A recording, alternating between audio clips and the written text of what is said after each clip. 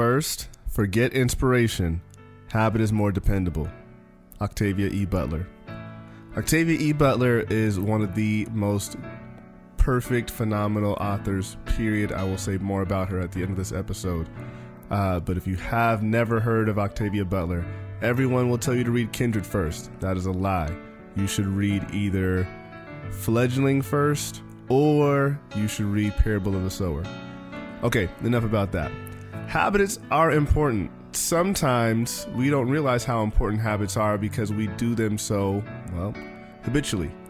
The problem is this: we're never told or given the option to think about something else when it comes to breaking those habits. Today's episode is about habits. It's about your brain. It's about how your brain is like plastic. That's why the episode is called Brain Plastic. My guest today is Jason Burce. Jason is a dear friend. I'll say more about his accolades and what he does, but I definitely go to Jason when it comes to spirituality, when it comes to making good habits. Welcome to Creative Rec with Richard Blackshaw. Okay, welcome. This is my guest, Jason Burce. He is a multi-hyphenate. He does a lot of little bit of a lot of stuff and does a lot of stuff. Everybody's heard of the phrase, a jack of all trades, master of none. Jason is a master of whatever the heck he feels like doing. We're friends. Some days I still have no idea how that happened. It's an unlikely friendship, but I definitely appreciate him nonetheless. So Jason, how this is going to work is, I mean, you could say a little bit about yourself, but kind of the main thing is, what if you could talk for 30 minutes about anything, what would it be? Man, well, again, hey, the feeling's mutual. I never thought we'd be friends, but hey, look at us. Look at us. Like you did think we were going to be friends, and that's how we're friends. Nah, I think you have it twisted. I think I wanted to be friends, but I didn't think it would happen. That's exactly. So 30 minutes. if you could talk for anything about 30 minutes, what would it be? Man, that's crazy. You know, if in all honesty, you know, I would link it with, it'd be like music, the brain, and spirituality. Like, if that makes sense at all. Yeah.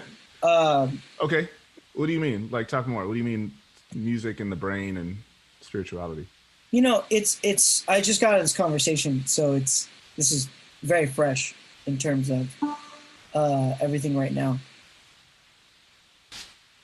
With everything that's been happening past year, COVID, and with everyone, you know, really finding a lot about themselves, something for myself I've realized in terms of the brain and music and spirituality is, I found like this study called Neuroplasticity, and it was very intriguing. And in terms of music and spirituality, I'll get to that, but let me just focus on this tidbit. It talks about the brain as a child. It's plastic, it's malleable, meaning it can learn and develop and grow and just ever change. Now, when you're an adult, age of 25, it becomes difficult, and some scientists don't think you can still achieve neuroplasticity, but it is possible. But there are multiple tenets of reaching neuroplasticity, but the main two things to reach neuroplasticity is intensity and focus. So let me just kind of unpack this, because you're using a big word, neuroplasticity. Assuming I show this to my 8th grade students, what the heck does neuroplasticity mean? So Neuro meaning brain, plasticity meaning plastic. So brain plastic. Yeah, brain plasticity. Is exactly right. So it is like, it's the ability of like the network. So your brain has a bunch of different networks and neural pathways, so to speak, right? And neuroplasticity is your brain's ability to change and reorganize the signals and directions in which its pathways form. So the big caveat with neuroplasticity is dopamine and adrenaline. Those are the two things. So dopamine is our happiness chemical. Adrenaline is our, like, I don't want to say excitement chemical, but the thing that pumps us up and makes us ready to like fight or flight, right? Yeah, it's that one that just gives us that extra boost. You know, it's like you have dopamine, which is like, oh hey, here's this, which, like, you know, it's not actually, fun fact, it's not a happiness. Everyone thinks it's pleasure related. It's actually not. It's actually a reward system. So dopamine gives you like the sense of euphoria, right? And adrenaline is like on the next level of that sense. All right. And so with that being said, great study by Andrew Huberman. I shout out his stuff. Like, go check it out. Also, Dr. Carolina Leaf. They're both neurobiologists. I would heavily suggest anyone who wants to get to learn about mental health and just neuroplasticity and wants more research on the subject. Those are the people I've been researching. Andrew Huberman is a professor at Stanford, and I think he's on the board for the neuroscience and biology department there. And Dr. Carolina Leaf is well respected in her field of study and is also a neuroscientist. But going back to it, Andrew Huberman states that dopamine is actually not a pleasure. Everyone thinks it's pleasure. It's actually a reward system. And so the whole concept of neuroplasticity is you can actually, so in terms of dopamine, before I get into the neuroplasticity, in terms of dopamine, you can actually receive dopamine from multiple different ways. I can get dopamine from going on a walk as well as eating a donut. I can get dopamine from smoking a cigarette as well as reading a book. Now, this is where the neuroplasticity comes in. It's the gateway and the organizational pathway of how you receive that dopamine. Now, some ways of getting dopamine will be faster and quicker than others, such as like if I eat a donut, the dopamine will rush and your body will reward you for doing that thing and just give you a huge surge of dopamine, where if I went on a run, the dopamine drip isn't as floodgate opened. You know what I mean? It takes a while to build up into that reward. Yes, that reward. Okay. And so that's where neuroplasticity comes in. It's like, and like trying to teach the brain what is a good reward, and what is not a good reward, and how I want to receive things. Because you can get dopamine from eating donuts all the time, but not necessarily is that a good thing? Is that what you want your brain to become addicted of? And that's like the pathway in which the brain receives dopamine. So if I'm constantly eating donuts and that's how I get my dopamine, but then if I eat like a salad or things of that nature, it doesn't flood the dopamine gate as much. So really what you're what you're saying is that neuroplasticity is training your brain to say, or find different ways to find those rewards. Yes. Because we know, especially in this country, in America, we have a sugar addiction, whether we like it or not. This is just the way our cultural taste buds have developed. So we have an easier time of finding rewards, like you said, with donuts, than we do finding rewards with, water or a protein shake, a salad, X, Y, and Z. Salad. It's no secret. I don't eat vegetables. I don't. Oh, that's new to me. That's news to me. Really? So, you see me now that I force myself to eat vegetables. Because like when we go out to eat, you eat I will what eat I vegetables. eat. I will eat vegetables in public because I know better. So fun fact for anyone who's listening in, Richard and our friend group, specifically me, Richard, and another friend of ours, Tim. Yeah, I say Tim will be on. Tim, you're the first recording. Tim is going to be the first guest, so they will know who Tim is. So Tim and I love to eat, and we again, that's another topic I could talk for 30 minutes. Food and like relationships, and I might diverge into that too. Yeah. Food has so much background on people and their culture. Anyways, we love to eat. We love trying out different foods, trying to get to different flavors, different styles. And Richard, unfortunately, gets to get dragged along into the cultural roller coaster that Tim and I, we're foodies and we're adventurous eaters. And Richard gets dragged into. No, I go willingly because I love culture. Obviously, this is where this idea is coming from. I don't like food, and I've explain this to many people that Yeah. I just, if I could just not eat, then, and if I could just like, you know, not and just keep surviving, like that'd be tight. You're a part of that weird group of people that doesn't like the concept of eating. And I it's don't like, it's true. I love the taste of food. I love umami. I love that idea of, you know, that flavor. I love that. But I yeah. wonder if that kind of that pivots back into what you're saying about neuroplasticity. I just don't like eating. I just would rather. You know, not. it's time consuming. It's X, Y, and Z. And that's where it comes in. It's like going back to the neuroplasticity. It's like, this is how I've told my brain and rewired it. Like, this is how we get dopamine. This is how this is how I'm training my brain to do something for a longer lasting reward. If I keep on eating donuts, eventually that neural pathway in which I receive dopamine will be burnt out, and I'll have to get a harder rush. I'm gonna have to go for something more concentrated, like candy or things of that nature. And this is where the whole neuroplasticity thing is learning how to give your brain the correct reward system, regardless of the feeling, you know, because you can burn out the feeling. And then this also, like, you can get into like the concept of drugs and things of that nature too, and how you get so used to a hard wiring that the dopamine drip that you're used to isn't enough, so you have to find another pathway. So earlier you're saying that, you know, the three things you would talk about would be neuroplasticity or spirituality, music, and the brain. The brain. Yeah. So how does this now tie into music or spirituality, or is that something that's synonymous, or is that something that's like? Oh, indefinitely. So on like, and just to bring it, I'm gonna branch out, but bring it back in.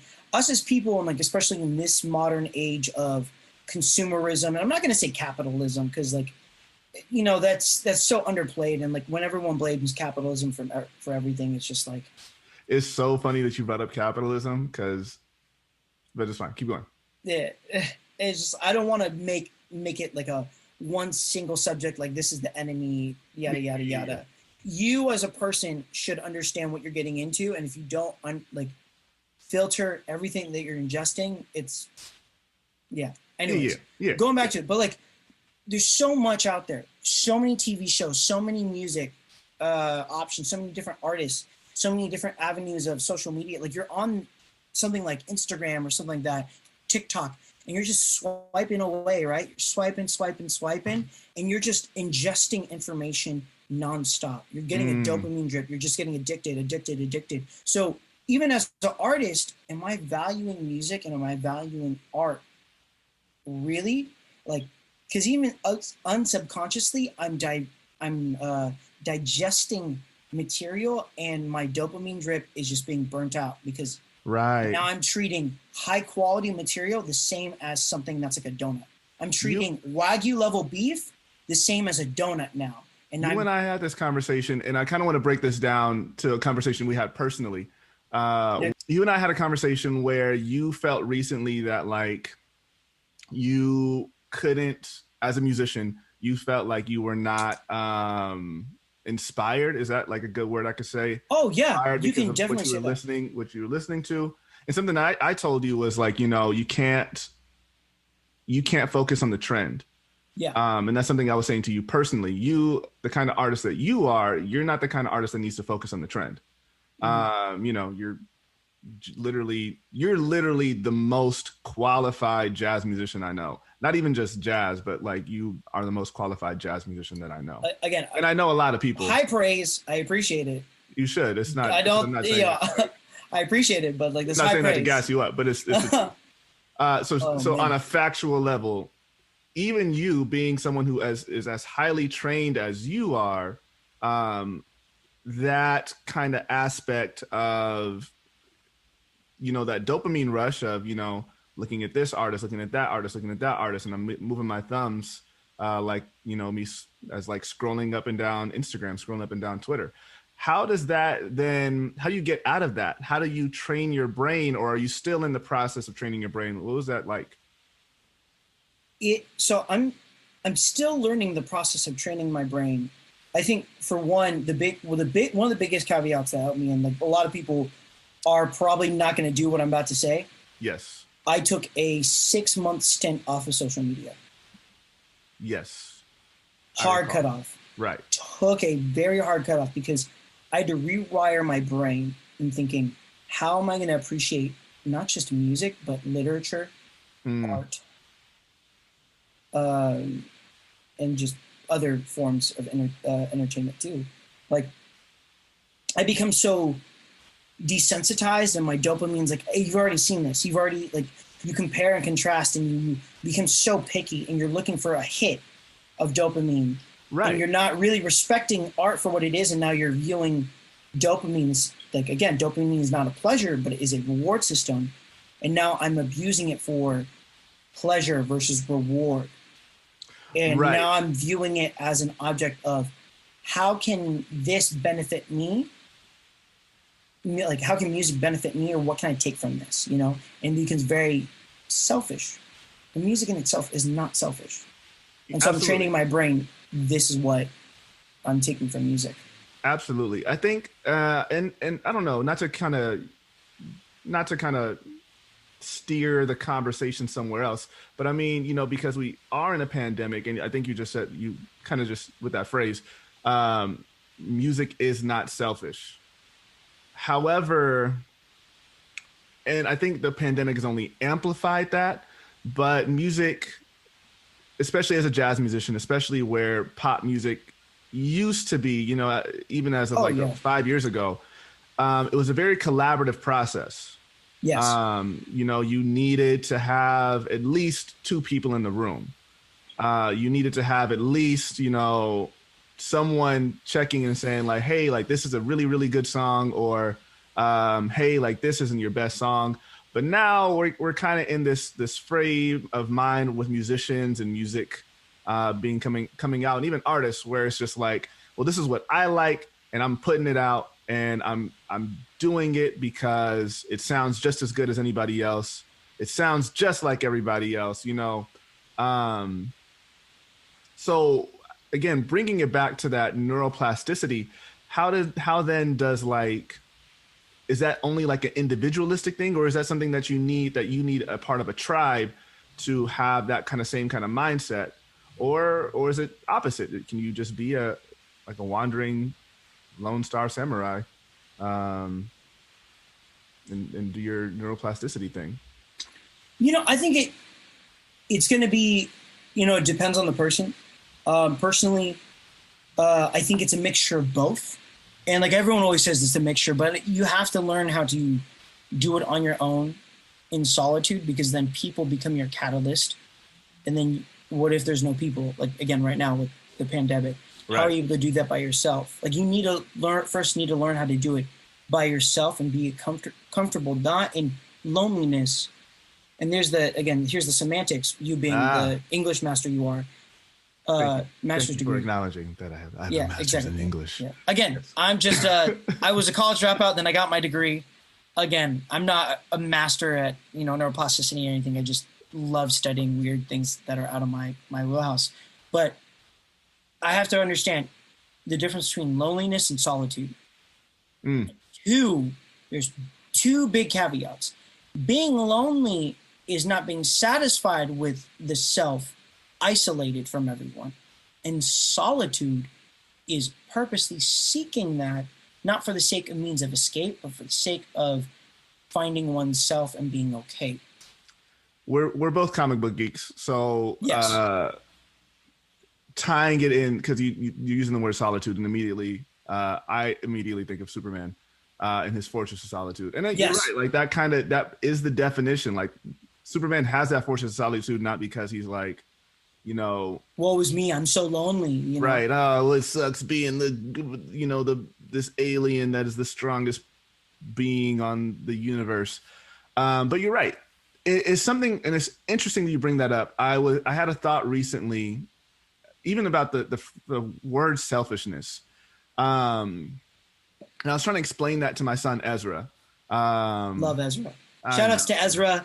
Ezra, if you're watching this 10 years from now, Uncle Jason says, you better be practicing. Like, Tito Jason. Tito Jason says, you better be practicing, because I'm using you for every single band I'm playing in.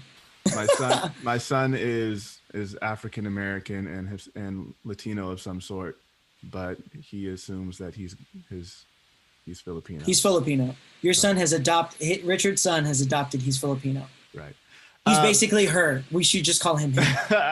We'll call Ezra him. Right. But getting back into it. Fortress of Solitude, Superman. So selfishness. So I was explaining to Ezra. Again, how do you explain selfishness to someone? And you're right. Selfishness is that concept of I'm doing something. I have to do something for myself, and I have to do this for myself because this is what gives me strength just to exist, just to keep going, just to keep finding those rewards. Mm-hmm. And sometimes those rewards are only just, even if those rewards are just for me, then I will take it however I can. Yeah. You see that with drug dealers. You see that with, drug users. You see that with drug dealers. I'll say that. You see it with any and everybody. You see it with the Instagram influencers. Oh yeah. Heck yeah. But then I was trying to figure out, okay, what's the alternative? What's the person, what's the doctor who has to just take 3 hours away from his family, away from his job every week just to keep going into the job? Yeah. Why is that selfishness different than, the Instagram influencer? Why is the selfishness of, and I'm gonna use myself an example of any teacher, their selfishness of, no, I can't make these phone calls past this time, so that way I can keep going to work in the next morning. Yeah. And I realize in that selfishness, and I don't know if that's still even the same word, selfishness. I think you and I were trying to figure out with a different word, but that selfishness comes from a place of, I'm doing this thing so that I can continue to serve. Yes. So I think I want to bring this now into spirituality. Again, you don't feel like you're going to be pressured to not share about your spirituality, Oh no. for the sake of this platform. But really, as with spirituality for you and how you see the world through that, how do you kind of then apply neuroplasticity, reward system, to, and selfishness? Because a lot of people would say, oh, well, giving up social media for 6 months, that's kind of selfish. How are people going to keep in contact with you? How do you do this? How do you do that? You have a tendency to just, again, I say this because we're good friends. You have a tendency to just like disappear for like weeks at a time. And people be like, where was Jason at? And be like, oh, no, I hope he's good. You're right. It'd be like that. It'd be like that. But it's true. But you're right. It'd be like that. But again, that level of selfishness is because you are a person who continues to serve. So again, how does spirituality tie into that? So this great question, and this. I know I'm really good at this. Yeah. Why was I not doing this before? So to tie in with all of that. Again, I don't think it's selfish because there is a level of self-care and maintenance you have to do. Because if you're constantly pouring out to people, and like, this is a, Hebrew biblical term where it's like, filling your cup. If you're constantly pouring out to people and not getting poured into yourself and refreshing yourself, how can you serve others if you're just totally drained the whole time? So there's a difference between being selfish and just doing it for your own sake, for your own means and merit, and the sake of like, oh, I need to self-care, self-maintenance myself so that I can go back to serve others. Now, yeah. I don't know. I was about to say, because isn't that the buzzword though? Self-care. Everybody's doing self-care. Everyone's been saying self-care. But again, self-care is so you can. Yeah. And I don't want to say the pandemic has given us that excuse, because that's not fair. And it's not. I would say once people are removed of all their devices. And when I say devices, I'm not talking about your phone, but this is the device, meaning all your distractions in which you don't face any of your personal compartmentalized problems and issues and feelings. And then once everything was taken away and then all you're left with is your boxes of compartmentalization, are you actually going to self-care, or are you still going to self-medicate to like ignore that? Right. Very interesting. But yeah, I can go off of that because that in itself is like. But going back to what you said with like the doctor, the influencer, what's the difference? X, Y, and Z. TED Talk, I would highly suggest everyone. One that I put on repeat and it's a constant reminder why I do music, and it's Victor Wooten. And I don't know what Victor Wooten's spiritual background is, but it's like a sermon when I listen to it. I'm like, just as an aside, Victor Wooten is a just amazing. I don't know his awards. I'm sure he has to have some Grammys or something. Yeah, definitely. Like Victor Wooten is.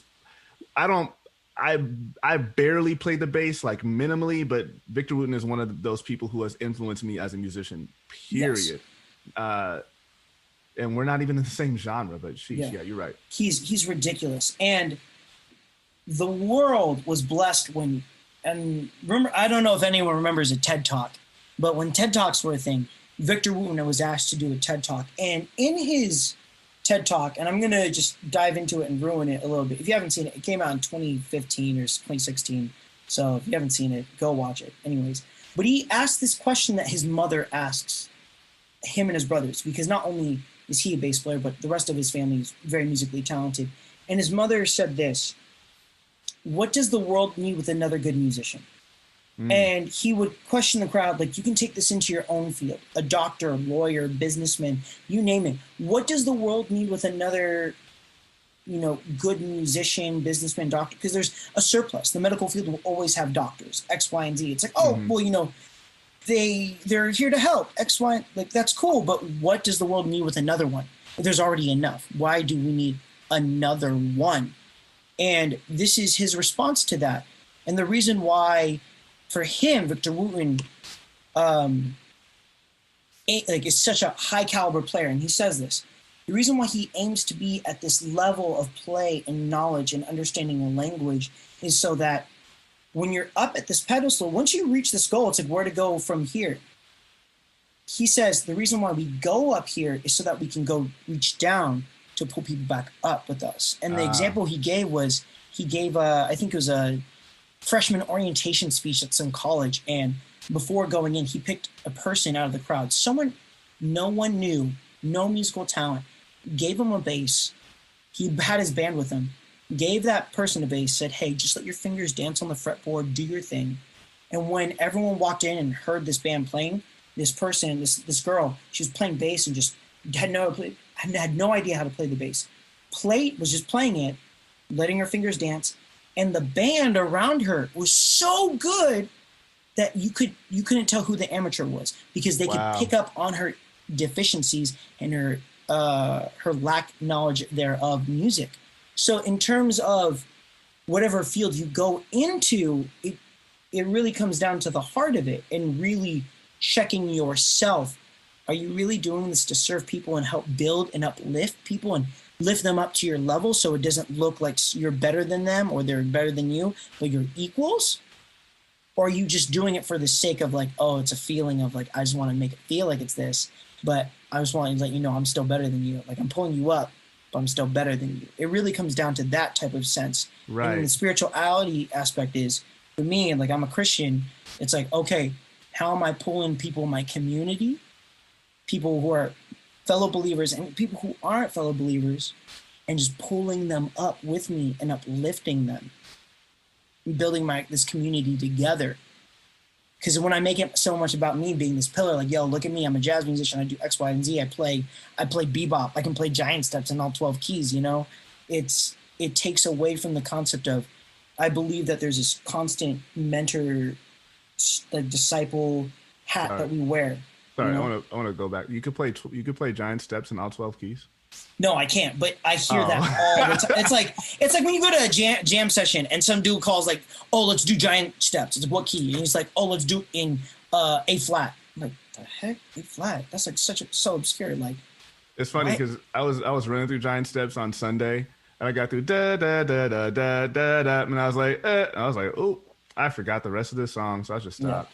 Yeah, but again, like, what's the point of me learning giant steps? Like, what is the point of you learning giant steps? Yeah, exactly. So it's like, okay, cool, I could play giant steps. Now, how does that help me play in a folk brass band? Right. And likewise, it's again, not to knock on current music trends. It's funny. I was actually one of the churches I play with. A kid in the green room was was playing something on the piano, and he was like, hey, like check this out, and I was like, oh, I'll listen. And it's a little song. I was like, this is nice. I was like, who is it? And he said, it's Patsu Beats. I was like, oh, that's my friend Jason's guy.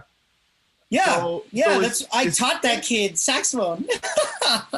Again, small world. So it's interesting because you look at a kid like Patsu, and when were you telling me about him? Like 3-4 years ago? Yeah, I was like, yeah.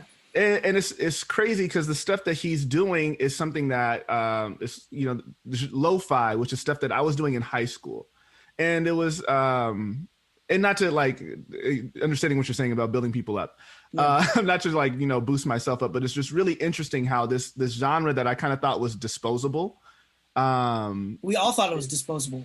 Right, 2006, 2007. This is like if we were watching Samurai Champloo, we were listening to Bobby's, Fat John, all those people. You'd be watching AMV videos, and for those who don't know what those are anime music videos, right? Where you grab clips of anime shows and put lo-fi beats underneath it. Right, and it wasn't even called lo-fi at the time. It was just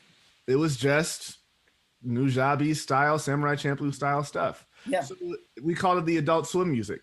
So it's interesting how, again, to your credit, how you're talking about building people up, and how you're talking about, again, you taught that kid saxophone, yet here he is influencing, this, I don't know how old that kid was, maybe 13, 14 years old, showing me a song by that same guy. So, I don't know. That's just incredible. I don't want to run up too much time because I want to keep this a short podcast, and I really don't want to I don't really want to edit. I'll be honest. Too late. So you got to be edit. You're gonna edit this thing. I'm probably going to at the same time. Probably going to be like just sound. Fix the sound. I have a feeling we're gonna do this again. You and I? Yeah, probably not. I feel like just in general, we have these conversations all the time. Oh yeah, what are you talking about? Yeah, Jason's over my house. Jason is you put yourself in my pod, my COVID pod, unintentionally. Probably. Yeah. That's another story. Hey, it'd be like that. But yeah, so I want to make sure people know this is Jason Burce. They can follow you on Instagram. But now that you're back on social media, and I'll let you plug all your stuff and talk about what you're working on. But before we do that, this is our wrap-up question. And just so you know, I think I told you this, the album that I have for you is, the first album by Fun. I don't know what it's called right now, but it's somewhere in my notes. Yeah. And then I have the novel for you, Totally Awesome Hulk. As you know, that's what reminds me of you. But the wrap-up question is this, and I'm going to ask all my guests, this kind of wrap-up question that, just so we can end the podcast however we need to, or whatever this is, curriculum. I don't know what this is. So we were talking about capitalism earlier, and understanding that capitalism paints like an unrealistic portrait for today's selfish economic values is so crazy because I wrote this question out like weeks ago. So one more time, here's a question. Understanding that capitalism paints an unrealistic portrait for today's selfish economic values far removed from the 1950s. Who has the best final smash in Super Smash Brothers? Ooh, I am so biased. So biased by this question. But you have to understand capitalism and selfish economic values. So who has the best final smash? Yeah, I'm so biased by this. So if I'm thinking of like everyone's consumer, no one, in terms of the modern, gamer, the modern video game thespian out there, everyone's going to say, oh, it's going to probably be like a Pokemon trainer or some very popular Fire Emblem Japanese character, because a lot of people in pop culture and media right now is so obsessed with anime. Everyone's going to say it's going to be one of those characters. And granted, everyone in Smash is a Japanese character, but I digress. I'm talking more like, This is true. Like Japanese RPG characters like Fire Emblem, I'm trying to think if there's Final Fantasy. There isn't a character that's not Japanese, but you're right. They're all Japanese characters. They're all pretty much Japanese, except for one, which is Steve, the guy from Minecraft. You're absolutely right. Yes. Oh, yeah. So all these characters are made by mostly Japanese people. Yeah. Well, everyone's gonna Sonic. Say, Sonic is Sega. Yeah, but what was it? It was made by an American guy. You know. So who has the best Final Smash? Best Final Smash. I'm going to say it because I am a amateur pro smasher, and this comes with the. It's Kirby. It's Kirby. It's always Kirby. It's Kirby. It's Kirby. It's Kirby. It's Kirby. There's a reason why. There's a reason why Kirby's the one who thought the. Like it has. Yeah, there's a reason why. Kirby is the only survivor. When you start the game, you start with Kirby. Kirby is Smash Brothers. No, you name a kid who's played a Kirby game who's under the age of 20. Not that many.